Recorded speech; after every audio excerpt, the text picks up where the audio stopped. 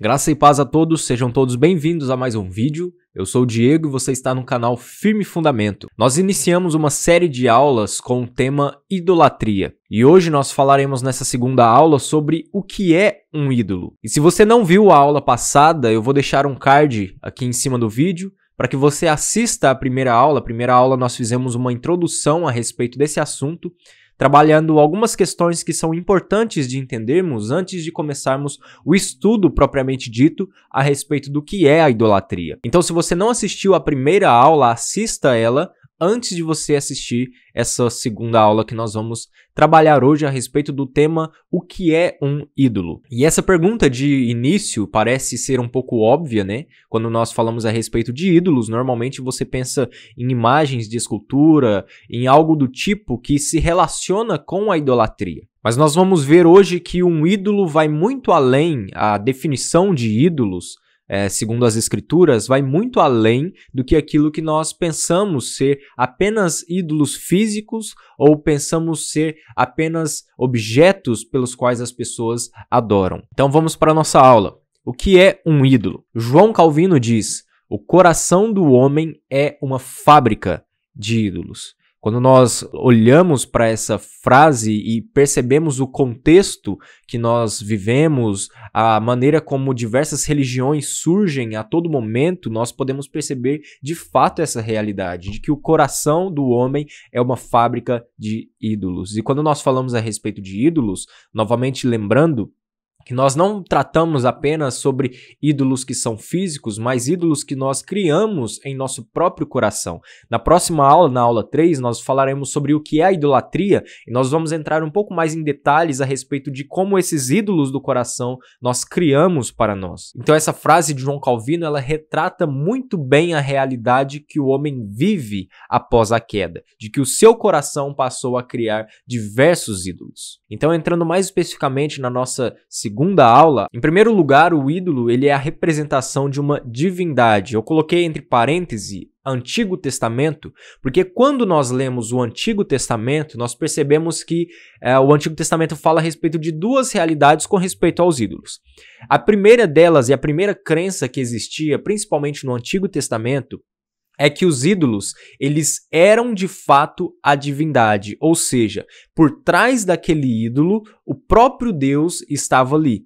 Então, quando você olha para a adoração a diversos deuses no Antigo Testamento, a Baal, a Astarote e vários outros deuses, você percebe que eles criam, de fato, a crença comum era que o próprio Deus estava ali naquela divindade. É por isso que eles davam muito valor às imagens de escultura. É por isso que eles davam muito valor a objetos que representavam esses deuses. Porque a primeira crença que existia no Antigo Testamento é que o próprio Deus estava ali presente por trás daquela imagem, por trás daquela escultura. A segunda realidade com respeito ao ídolo, falando sobre que o ídolo é uma representação de uma divindade, eles também criam que aquela imagem ela tinha poderes. É por isso então que quando você lê o Antigo Testamento e você percebe como eles adoravam esses deuses, essas divindades, eles por muitas vezes eles precisavam tocar nas imagens, eles precisavam chegar perto das imagens porque eles acreditavam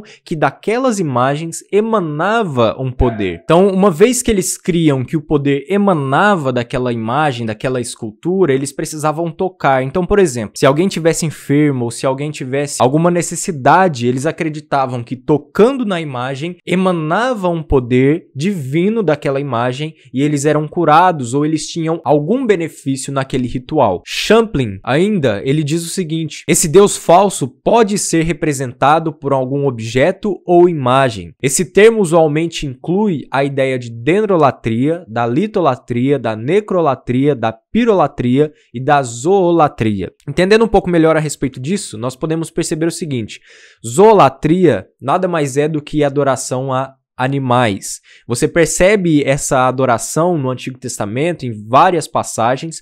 Uma delas, e talvez uma das mais conhecidas é a passagem de Êxodo, capítulo 32, na qual o povo de Israel adora um bezerro de ouro. Você tinha também a necrolatria, que é a adoração aos mortos. Não precisa nem ir muito longe para que você entenda a respeito dessa realidade, porque o povo do Egito era um povo que adorava os mortos. E o povo de Israel, vale lembrar, que foi extremamente influenciado por causa dessas adorações. A dendrolatria inclui objetos que eram feitos de madeira, ou até mesmo adoração a árvores. Você tem também isso no Antigo Testamento.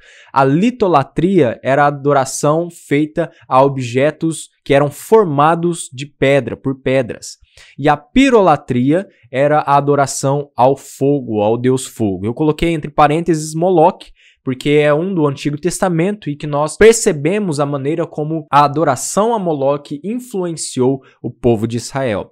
Então, quando nós falamos a respeito daqueles ídolos, eles criavam essas imagens porque aquelas duas realidades que eu disse. Eles acreditavam que por trás da imagem o próprio Deus estava ali. Também existia a crença que da imagem emanava um poder, a qual quando alguém tocasse, ele recebia algum benefício daquela própria divindade. Em segundo lugar, a Bíblia também nos informa que o ídolo, ele nada mais é do que uma criação humana.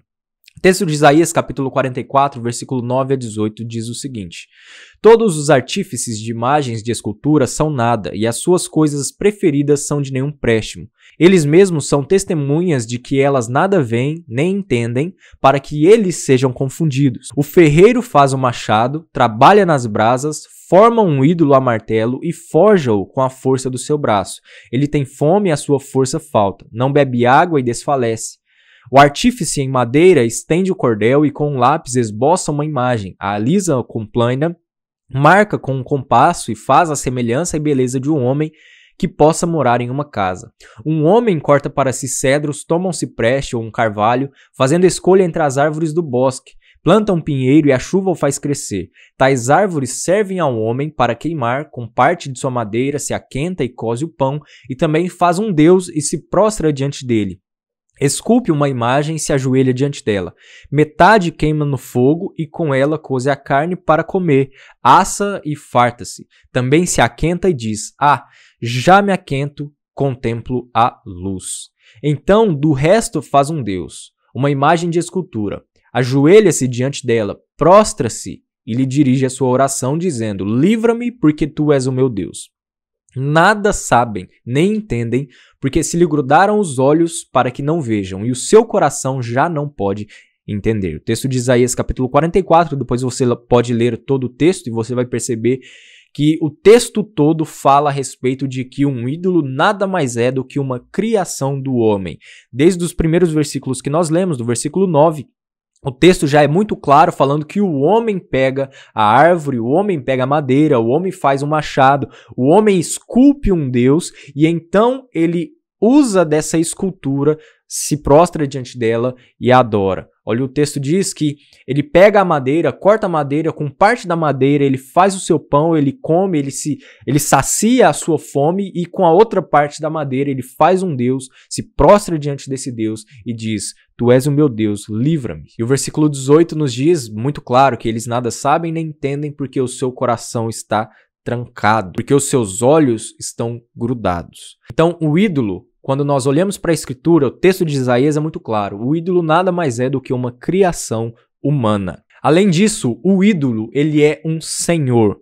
Observe, o texto de Isaías, ele fala a maneira como aquele homem trabalhou, aquele homem labutou para criar o seu ídolo. Embora o ídolo seja apenas um pedaço de madeira, um pedaço de ferro, um pedaço de barro, ainda assim o ídolo tem por trás um poder de fazer com que o homem se torne um escravo.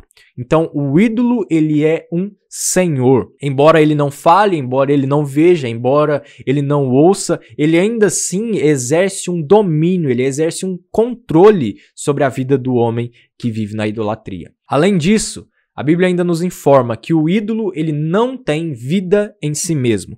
Salmo 115, versículo 1 a versículo 7 nos diz: Não a nós, Senhor, não a nós, mas ao teu nome dá glória, por amor da tua misericórdia e da tua fidelidade. Porque diriam as nações, onde está o Deus deles? No céu está o nosso Deus e tudo faz como lhe agrada. Prata e ouro são os ídolos deles, obra das mãos de homens. Observe a realidade que nós falamos, que o ídolo nada mais é do que uma criação das mãos do homem. Tem boca e não falam, tem olhos e não veem, tem ouvidos e não ouvem, tem nariz e não cheiram, suas mãos não apalpam, seus pés não andam, som nenhum lhe sai da garganta. Um ídolo, ele não tem vida em si mesmo. Não falam, não vê, não ouve, não cheiram, não apalpam, não andam e som nenhum lhe sai da garganta. Essa realidade é muito clara nas Escrituras, de que um ídolo, além de ser algo que foi criado pelo próprio homem, o ídolo não tem vida em si mesmo, o que já derruba aquelas crenças que existiam no Antigo Testamento e que nós falamos no primeiro ponto, de que naquela imagem de escultura o próprio Deus estava ali e de que aquela imagem de escultura emanava um poder que os homens poderiam buscar e ter as suas necessidades satisfeitas. Então, o ídolo não tem vida em si mesmo. E em último lugar, o que nós vamos ver é que o ídolo, ele é uma entidade demoníaca. 1 Coríntios capítulo 10, versículo 20 nos diz o seguinte: Antes digo que as coisas que eles sacrificam é a demônios que as sacrificam e não a Deus. E não quero que vos torneis associados a demônios. 1 Coríntios capítulo 10, versículo 20.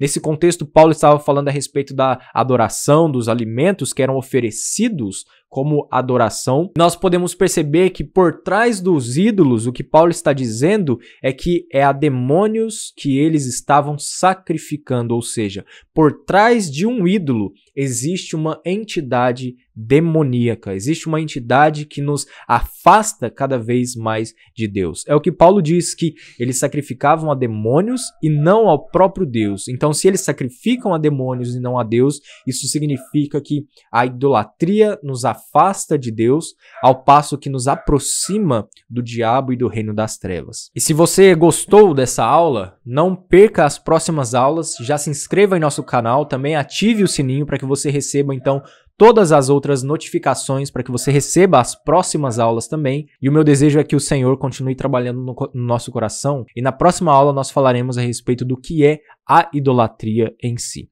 Deus nos abençoe.